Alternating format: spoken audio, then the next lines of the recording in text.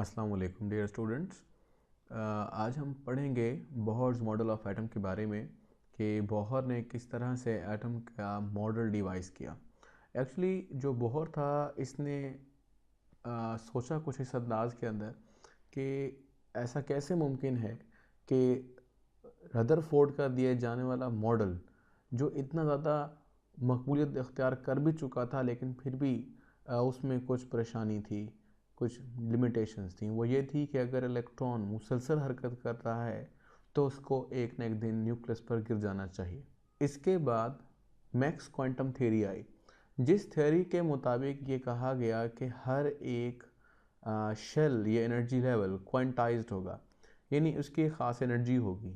अगर उस एनर्जी में कोई इलेक्ट्रॉन है तो उस इलेक्ट्रॉन को वो एनर्जी एक्वायर करनी होगी।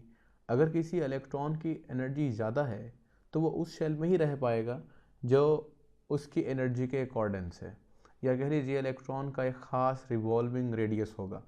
ना वो उससे ज़्यादा जा सकता है ना उससे वो कम पर आ सकता है, यानी न्यूक्लियस से एक ख़ास फासले पर रहेगा।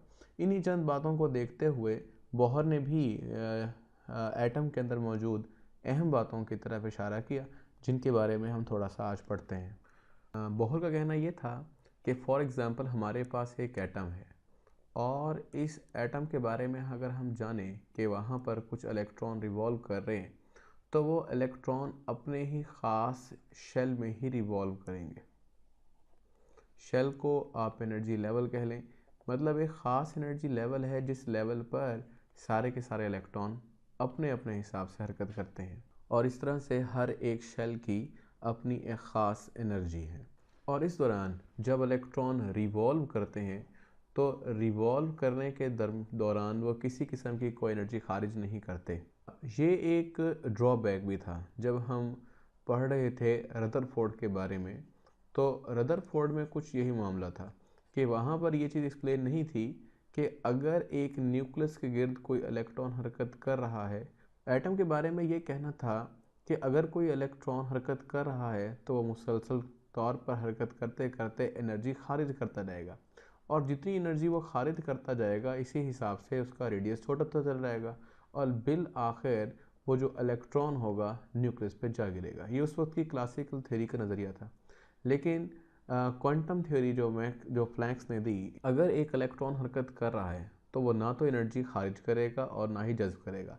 सपोज़ ये इलेक्ट्रॉन अगर मूव कर रहा है तो हम ये कहेंगे कि किसी भी किस्म की एनर्जी ना तो एमिट हुई है और ना ही गेन की गई है।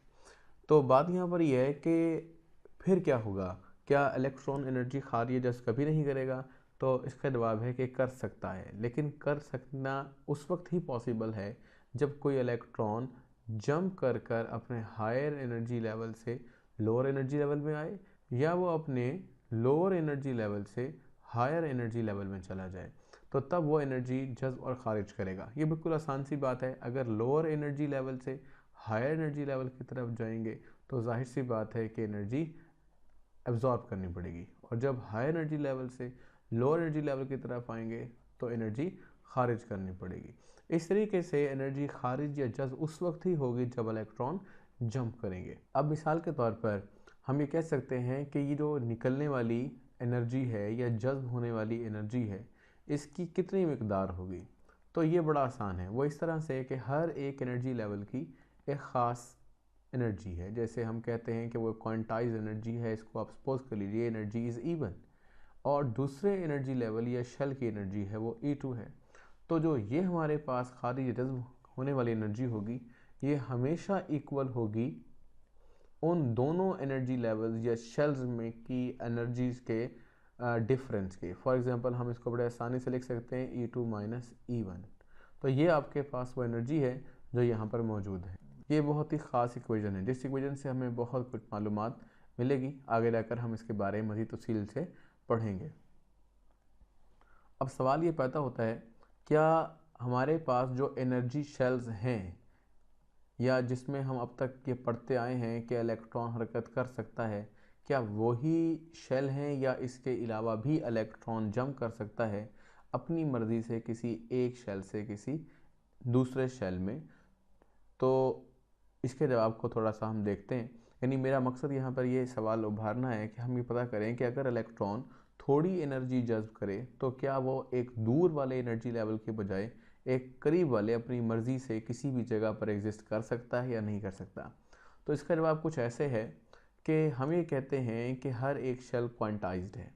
इसके साथ साथ हम ये भी कहते हैं कि जब इलेक्ट्रॉन हरकत करते हैं तो जो उसका एंगुलर मोमेंटम होता है, जैसे मिसाल के तौर पर हम mvr के ज़रिए से एंगुलर मोमेंटम का जिक्र करते हैं। ये एंगुलर मोमेंटम बड़ा ख़ास है जिसको हम इस एक्सप्रेशन से शो करते हैं mvr is equal to nh/2π। इस फार्मूला के मुताबिक हम कुछ बात और भी समझ सकते हैं, वो ये कि हम ये कह सकते हैं कि अगर ये हमारे पास एनर्जी लेवल 1 है तो इसका mvr इक्वल होगा 1h/2π।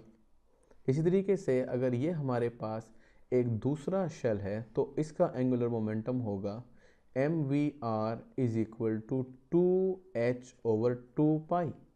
यानी जो n की वैल्यू है वो n की वैल्यू 1 भी हो सकती है, 2 भी हो सकती है, 3 भी हो सकती है अपने अपने एनर्जी लेवल्स के हिसाब से। लेकिन हम ये देख रहे हैं कि n की वैल्यू अगर 1 2 3 है और इस पहले शेल की n की वैल्यू 1 है और दूसरे शेल की 2 है तो ये कोई भी इस तरह का शेल मुमकिन नहीं है, क्योंकि ये इस एंगुलर मोमेंटम पर पूरा नहीं उतरता जहां इलेक्ट्रॉन इतनी मोमेंटम के साथ हरकत कर सके। इसके कहने का मकसद एक और भी है कि जो इलेक्ट्रॉन होगा वो इलेक्ट्रॉन हमेशा बाउंड रहेगा किसी एक ऐसे शेल में रहने पर जिस शेल का एंगुलर मोमेंटम मैच करता होगा गिवन फार्मूला के ज़रिए, या कह सकते हैं कि इलेक्ट्रॉन एक ख़ास शेल में ही पाया जा सकता है और किसी ऐसे शेल में पाया नहीं जा सकता जो कि एनर्जेटिकली पॉसिबल नहीं है, जो इतना क्वांटाइज्ड नहीं है जितना कि हमारी जो आदादी हैसियत है उस पर पूरा ना उतरता हो। इन सारे फैक्ट से एक और बात समझ में आती है, वो ये है कि हम ये कह सकते हैं कि न्यूक्लियस से किसी भी, सपोज कीजिए कि अगर हमारे पास ये एक रेडियस है तो इस रेडियस का अगर हमें पता लग जाए तो हम ये मालूम कर सकते हैं कि इलेक्ट्रॉन न्यूक्लियस से कितना दूर है। इसी तरीके से हर एक शेल का अपना एक रेडियस है और इस तरह हम मालूम कर सकते हैं कि कौन सा शेल न्यूक्लियस से कितना दूर है। इसके बारे में हम नेक्स्ट पार्ट में पढ़ेंगे।